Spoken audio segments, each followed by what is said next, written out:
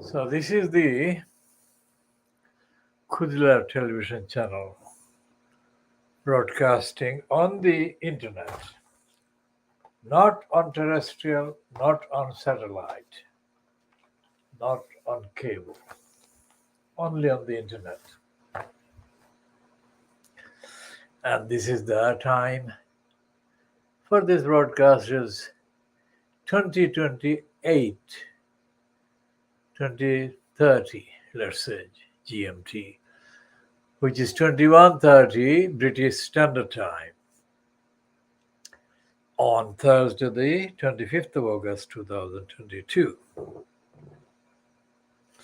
In the last 72 hours, in the evolving revolution for democracy and justice in Pakistan, led by Imran Khan, has been moving very fast, with an appearance in court on Thursday, that is today, at Islamabad court by Imran Khan. Has been given another bail. And Imran Khan said to his supporters rally participants in Haripur, which is not far from Islamabad really. Haripur is the place that Field Marshal Ayub Khan came from, but his name is not mentioned. Historically, it has to be mentioned that he came from Haripur, but during his 10 years in the post of the dictator, military dictator, Ayub Khan never got featured in association with Haripur or anything to do with the rural area that he came from. But Imran Khan mentioned yesterday, that is Wednesday, that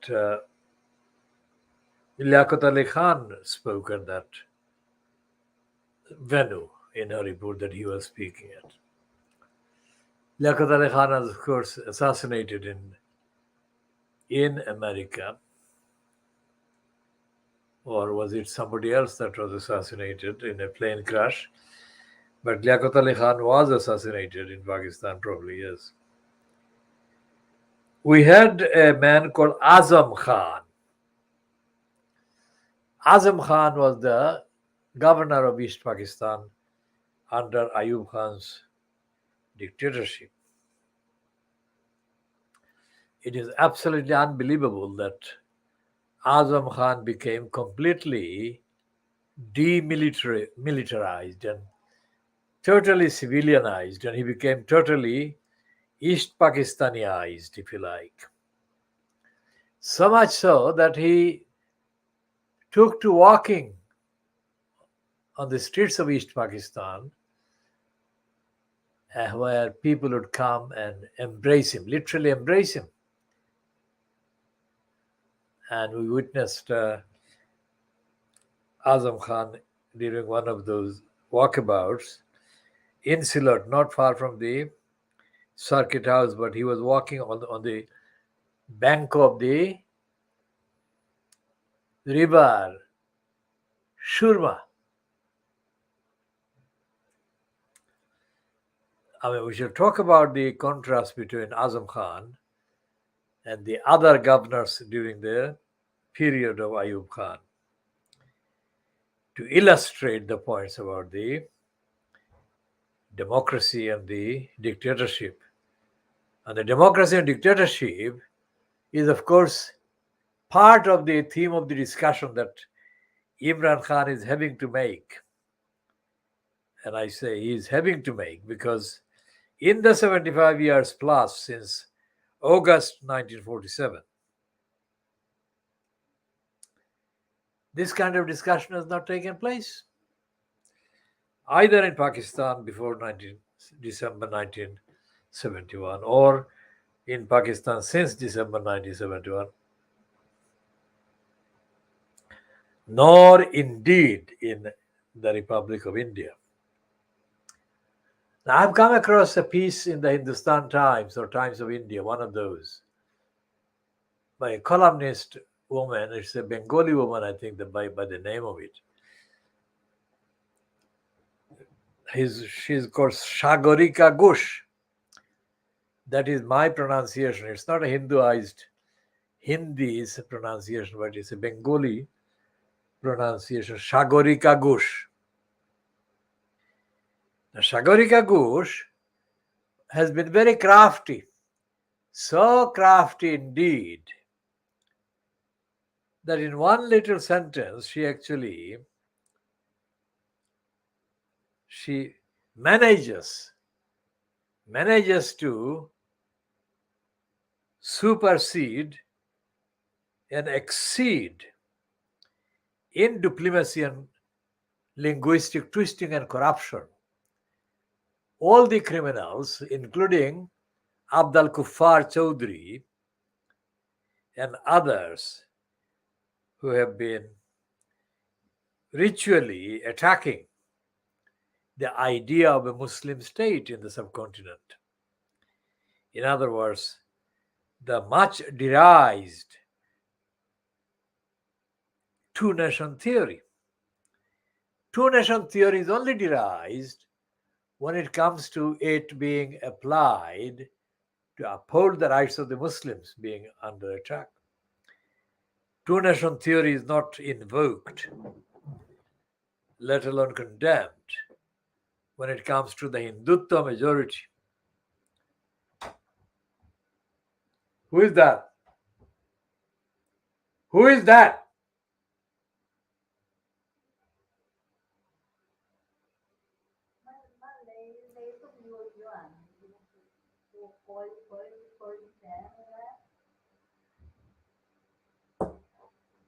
Go away.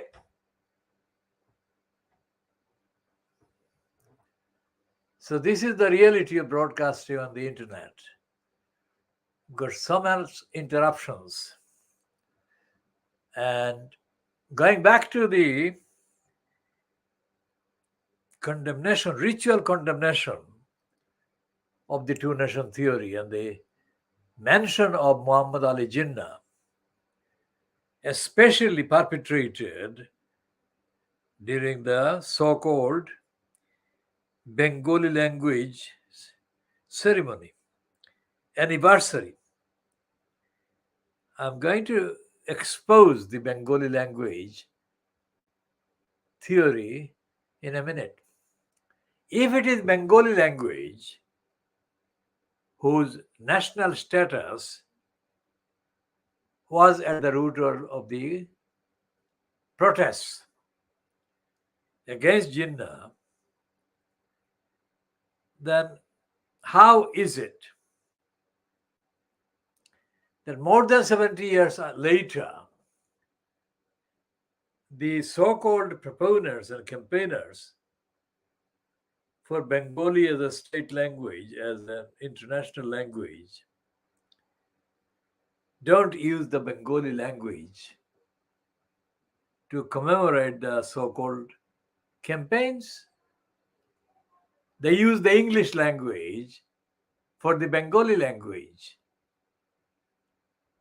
Think about it for a minute and think about how absurd and how stupid, and to use the language, that phrase that Imran Khan has been using, how gulami mentality is it? How completely gulami mentality is it on the part of the so-called campaigners for the Bengali language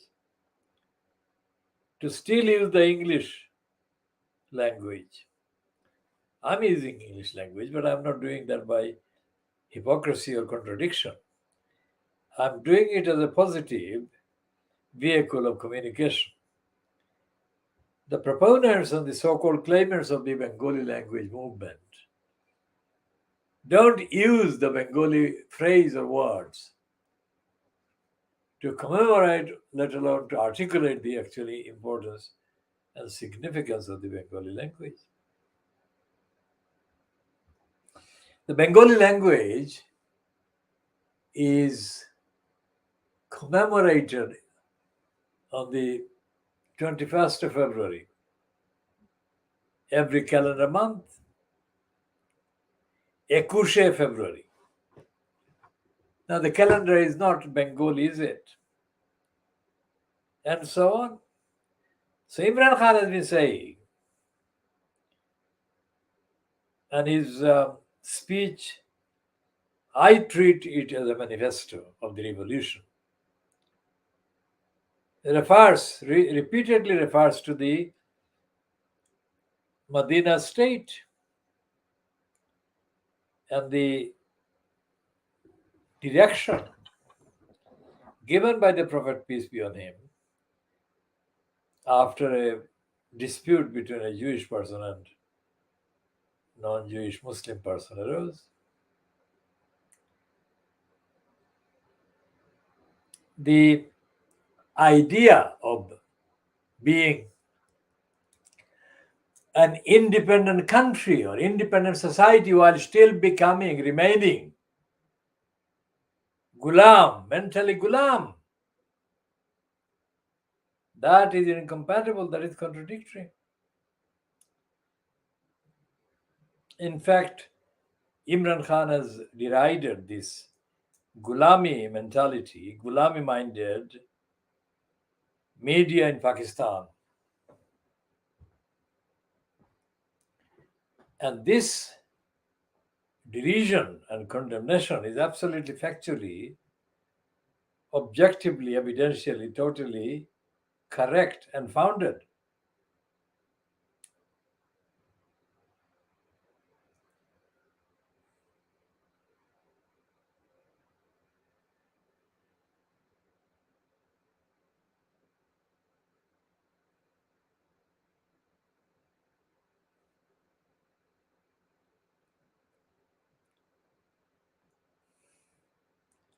So he's talking about, Imran Khan is talking about,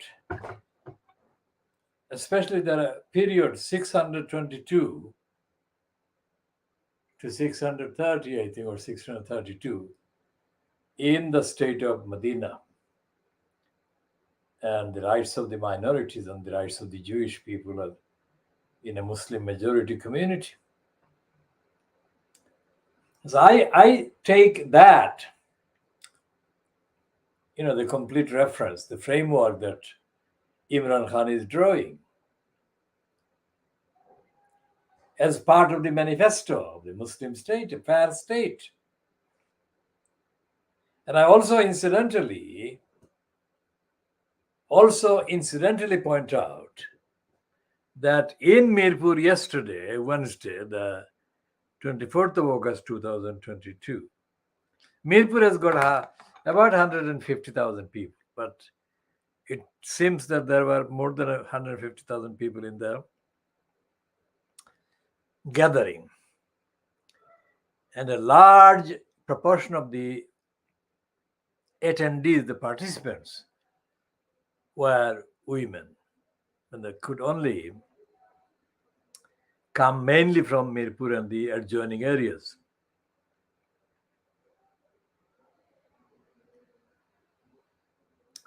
So Imran Khan kept saying, and he has not said it only yesterday, he has been saying it for weeks, saying that a society to prosper, it has to have democracy. Without democracy, there is no stability. That is the word he uses.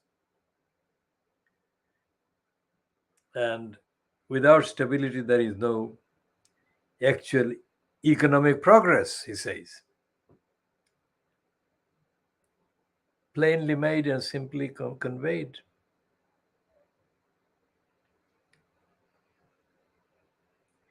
What Imran Khan has been saying in the last few months increasingly he is delivering arguments with more effective articulation. And we shall come to that in due course. Before we move to the other items, Imran Khan is, of course, the most popular current politician in Pakistan or in any part of the subcontinent. India, Bangladesh, Sri Lanka, Nepal.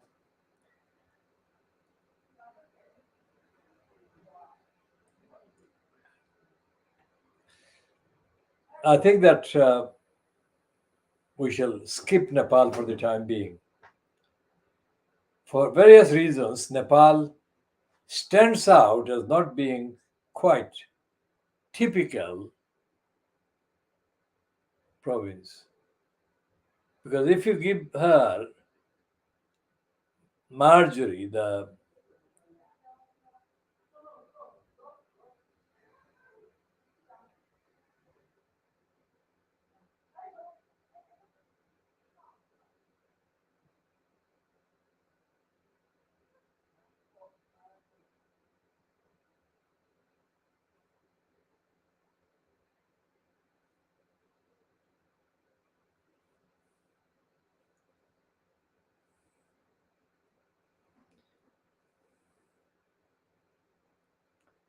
are so many aspects to the state: democratic state, free state, just society, that we shall be separately diagnosing and updating on. These are totally fascinating topics. Not that we didn't know, we have known, but this is making observations from a distance. We are the third party here. And Imran Khan is the first and second parties. If Imran Khan had actually promulgated during the 3 years or 2.5 years of his time as prime minister, if he had said things that about society, about justice, democracy, accountability, all of that, those things that he has been saying now, it is absolutely possible that all these dogs, including baby dog, but baby dog has to stay a distance behind for his own safety.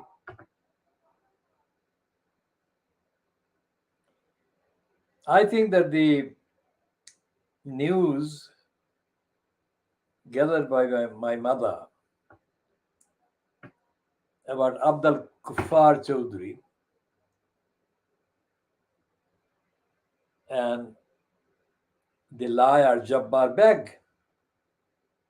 Jabbar Beg was, according to my mother's information about 20 years ago, or about my mother's times and the Sunday Times of the last 30 years. It is clear on the contents of these papers what their agenda is.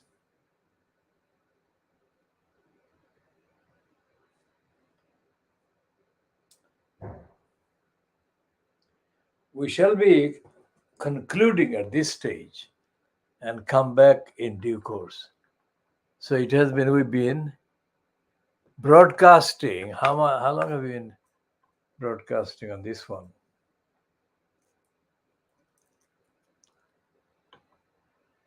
19 minutes.